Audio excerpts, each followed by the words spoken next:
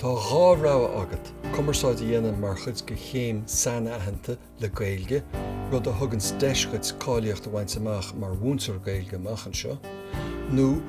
Chumarsáid a dhéanamh mar ábhar ar na gnáthchéims na dána agus ábhar eile a ránú I dteannta leis. Bé tú fáil taithí freachtaiciúil san iriseireacht, ar an telefís agus an radio, a chomáile sin bit denna staidir acadúil ar gnéithe go na meán agus an tunnachar atá ag na meán ar an sochaí coimseire. Tá muid ag iarraidh go méid tú is smaoinemh faoin méid a bheits ar bunad agus tú ag gobar sa tionscail amach anseo. RTE, TG4, BBC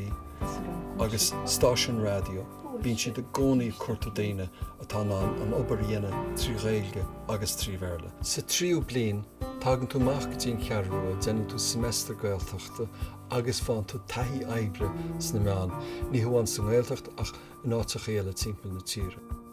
Tá an cuasa deara sa chaí scoil go leor solúpachtáin is féidir leat céim ar leithéanna Chumarsáid agus Gaeilge le bliain taithí oibre atá fíor lochhair sa Gaeltacht, nó is féidir léan na Chumarsáide a ránú mar ábhar ar an gnáthchéims na dána, rud a thugann go leor ránnaí breisiúchad.